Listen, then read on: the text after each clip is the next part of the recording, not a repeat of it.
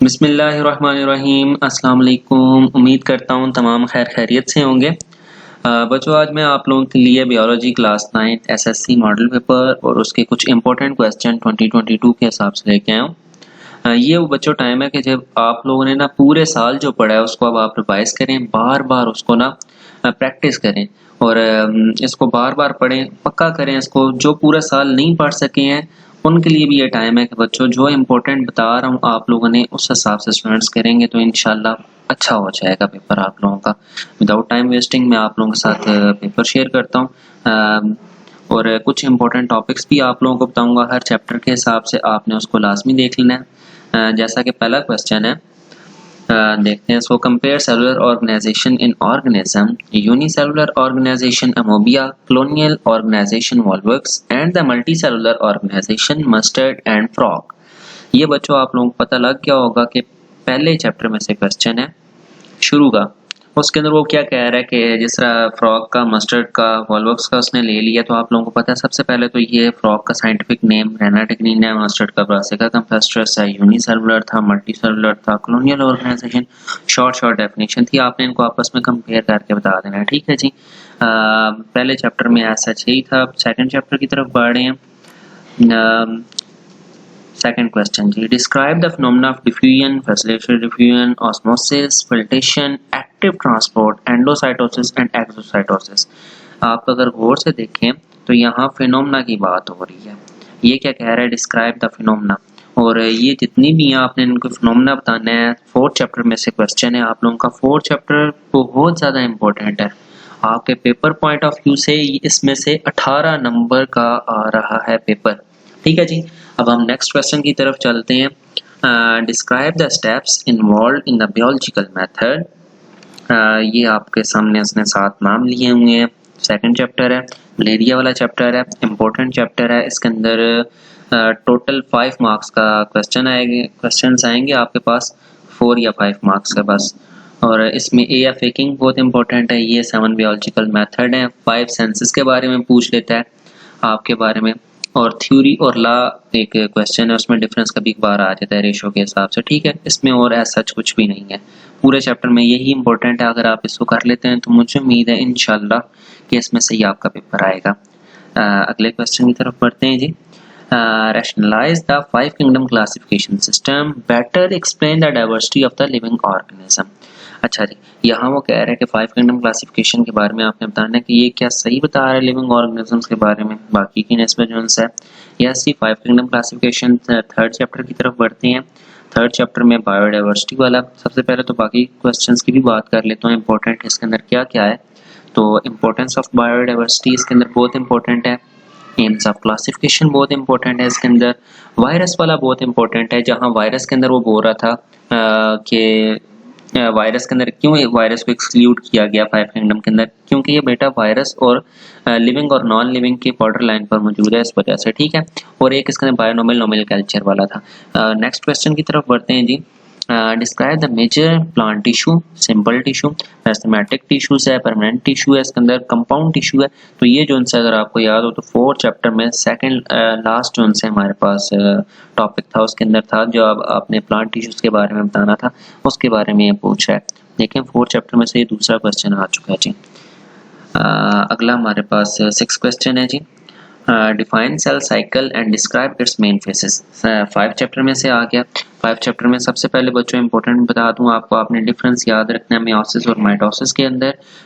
कम से कम 5 पॉइंट्स आपको आते ही चाहिए, ठीक है जी। उसके बाद आपने सिग्निफिकेंस दोनों के तैयार करने हैं, बाकी और कुछ नहीं। इंटरफेस और उसकी डिवीजन के बारे में पूछ रहा है। नेक्स्ट क्वेश्चन है हमारे पास 7।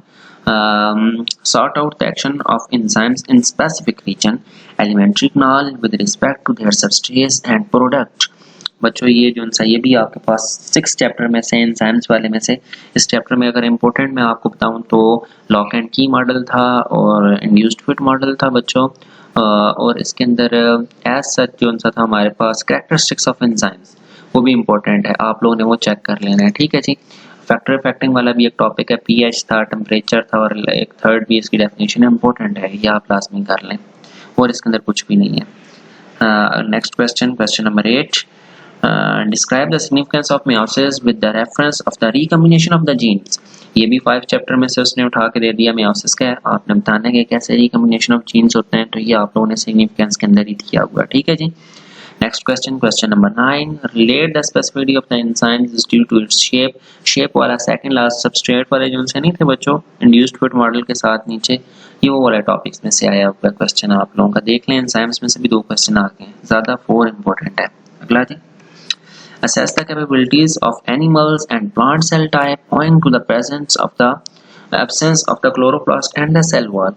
तो ये फिर 4 चैप्टर में से आ गया। और अब यहाँ चेक करेंगे क्या मांग रहे हैं, एनिमल और प्लांट सेल्स की टाइप्स के बारे में यहाँ पूछ रहा है। वीडियो लंबी ना हो, मैं ज्यादा डेप्थ में नहीं जा रहा, तो 4 चैप्टर बहुत ज्यादा इंपॉर्टेंट है। Cell theory, cell wall theory के जो 3 पॉइंट्स हैं वो भी बहुत इंपॉर्टेंट है।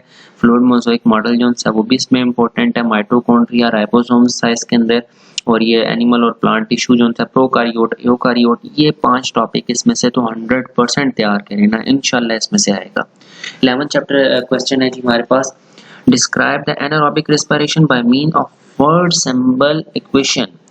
ठीक है जी, describe the importance of anaerobic respiration. Important है रिस्पिरेशन वाला, 7 चैप्टर में से इसने दिया हुआ है। 7 चैप्टर में इंपॉर्टेंट क्वेश्चंस की बच्चों बात कर लें तो सबसे पहले एडिनोसाइन ट्राइफॉस्फेट। सबसे पहले ये है स्ट्रक्चर ऑफ एडिनोसाइन ट्राइफॉस्फेट। यहाँ उसने गोल रिंग में 3 फॉस्फेट के दिए हुए थे, एक एटिनाइन दिया हुआ था बच्चों आपको, वो आप लोगों ने कंबाइन करना था, तो पूरा पूरा वो शुगर उसने 5 कार्बन बेस शुगर थे, वो वाला एक इसके अंदर इंपॉर्टेंट है बच्चों। उसके बाद अगर आप रिस्पिरेशन के अंदर एरोबिक और एनारोबिक, मैं एनारोबिक को ज़्यादा इसलिए वेटेज देता हूँ कि इसके अंदर कर्व साइकिल है, इलेक्ट्रॉन ट्रांसपोर्ट चेन है। जो बच्चों ने पढ़ा है पूरा साल वो मेरी सारी बातें समझ रहे होंगे, और जिन्होंने नहीं पढ़ा तो बच्चों बुक खोलें, मेरे अल्फाज को कॉपी करें। मैं चैप्टर भी बता रहा हूँ आपको, टॉपिक नेम भी बता रहा हूँ, आप बुक खोलेंगे इंशाल्लाह आपको सारी समझ आएगी। ठीक है जी, अगले क्वेश्चन की तरफ बढ़ते हैं जी। Sort out the action of the enzyme in a specific region of the alimentary canal with respect to their substrate and their product। बच्चों 9 चैप्टर एलिमेंट्री कनाल, आप लोग वहां जाएं, आपको वहां ये पूरा टॉपिक मिल जाएगा। टाइम की बहुत शॉर्टेज है, 7 मिनट की वीडियो हो चुकी है, इम्पोर्टेंट है ये भी। आप 13 क्वेश्चन की तरफ बढ़ते हैं अब हम। Describe the phenomena of the plasmolysis and explain the relationship of osmosis. इतना ज़्यादा टफ नहीं है, बिल्कुल एज 4th चैप्टर में से ही था ये भी, तो देख लें। 4 चैप्टर बहुत ज़्यादा इंपॉर्टेंट है। मैं अगर आपको वेटेज के बारे में बताऊं तो सबसे पहले मैं आपको 4 चैप्टर कहूँगा, फिर 9 चैप्टर कहूँगा। जो बच्चे छोड़ देते हैं, 9th नहीं छोड़ना आपने, अभी बहुत टाइम है। अगर किसी ने छोड़ दिया है तो कमेंट सेक्शन में बताएं, मैं अभी भी आपको इसमें से भी इंपॉर्टेंट वैसे अभी रफली बता देता हूँ।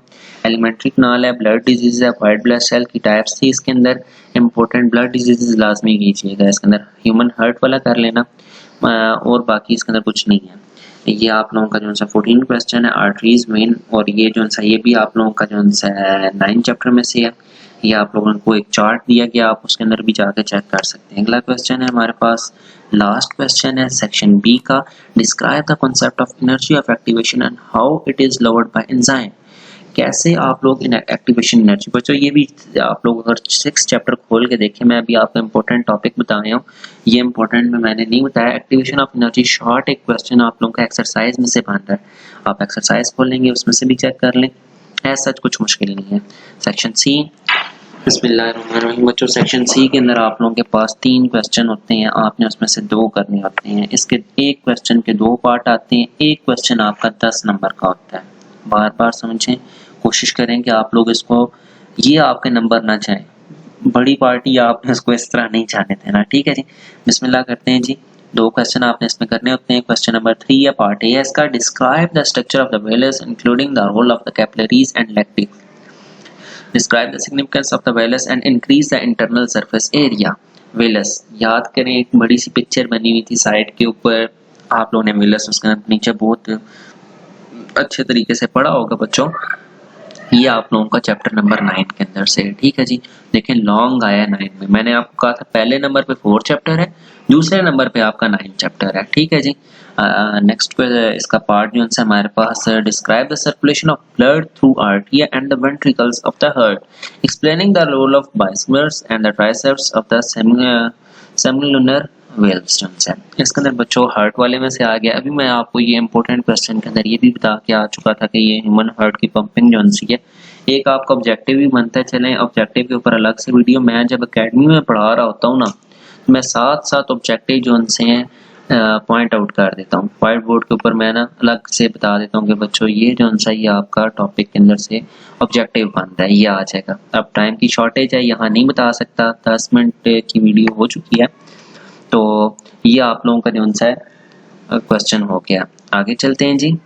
क्वेश्चन नंबर 4 है outline the process of the light and dark reaction involve in the photosynthesis. बच्चों ये 7 चैप्टर है, 7 चैप्टर में मैं जी स्कीम वाला डार्क रिएक्शन है और लाइट रिएक्शन जो सा ये फोटोसिंथेसिस के अंदर था। इंपॉर्टेंट है ये आप लोगों ने लाजमी करना है। Describe the major animal tissue epithelial connective muscular and nervous. ये 4 इसने ना मिक्स किया, 7 और 4 को मिला के एक लॉन्ग क्वेश्चन बनाया है। ठीक है, सेकंड जो इसका पार्ट है ये 4 चैप्टर में से आया हुआ है।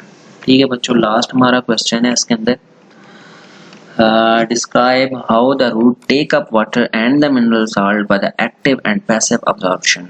ये आप लोगों ने बताना है 7 चैप्टर में से ये कि कैसे पानी आप लोगों का ऊपर सॉल्ट जो सा सारे के सारे एक्टिव अब्जॉर्प्शन से जाता है। कोई इतना खास नहीं था इसके अंदर, ये इसने ऐसे उठा के मेरे हिसाब से तो दे दिया है, लॉन्ग बनता नहीं था इसमें से। Enumerate the reasons of the conservation of the biodiversity. Describe some of the issues of the conservation in Pakistan. ये बायोडाइवर्सिटी वाला 3rd चैप्टर है, उसके अंदर से इसने बायोनोमल नोमल कल्चर से लास्ट टॉपिक है वो वाला उठा के दिया कि डिफॉरेस्टेशन जो सा आप लोग कर रहे हैं तो उसके हिसाब से क्या सिस्टम बनेगा, कंजर्वेशन ऑफ एनर्जी सॉरी से उस हिसाब से क्या बनेगा। आप लोगों ने डिफॉरेस्टेशन और हंटिंग के हिसाब से बताना कि जो सा यहाँ डॉल्फिन की पिक बनी हुई थी बच्चों, कुछ थोड़ा बहुत तो आपको याद आ रहा होगा। बाकी मेरी बेस्ट विशेस आपके साथ हैं। जिन बच्चों ने पूरा साल नहीं पढ़ा तो मैं उनको यही कहूँगा कि अभी भी टाइम नहीं गया आपके हाथ से बच्चों, ये टाइम है कंज्यूम करें इसको अच्छी तरह, सारी एक्स्ट्रा एक्टिविटीज छोड़ दें।